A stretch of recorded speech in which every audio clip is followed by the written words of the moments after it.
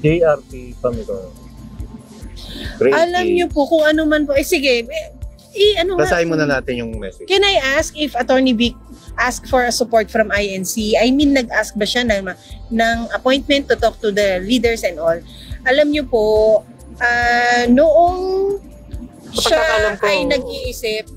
ay nag-iisip, na tumakbo, Marlon, wala po sa factor na dapat pag tumakbo ako at hinain ko ang sarili ko dito sa politika, ako ay dapat suportahan ng ganitong sekta, suportahan dapat ako ng ganitong mga negosyante, dapat meron akong income or flow ng financial support from supporters. Wala po yun. Wala nga sa sarili niya yung magsumama sa partido. Yes, sa kaya nga po mas pinili niya mismo maging si PRRD lang ang independent. Mismo si PRRD lang mo talaga ang pumirma sa harap niya doon sa adaptation niya para sa PDP. Ibig sabihin, nung nag-decide ang Attorney Vic Rodriguez na tumakbo sa pagka-senador, ang inisip niya lang na kasama niya ay yung mamayang Pilipino at yung nasa hakbang ng may suit. Yun din naman ang sinabi niya nung siya ay nag-apply at nag-file na sa COMELEC, Marlon, yes, no? Ang kanyang partido ay ang Sambayanang Pilipino.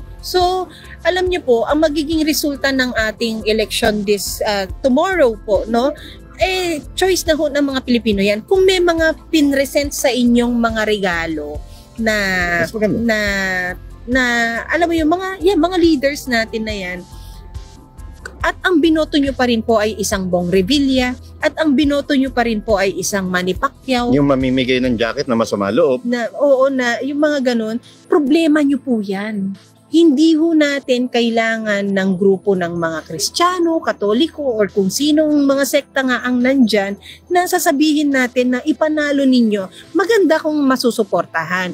Pero hindi po tayo nandyan para pilitin ang ating mga sarili as if, alam mo yon, yung as if na pinipilit mo yung sarili mo sa isang bagay na hindi ka naman welcome, sa isang grupo na hindi ka naman welcome, di ba? At nire-respeto natin. At hindi natin sinasabing hindi welcome si Attorney Vic Rodriguez sa INC.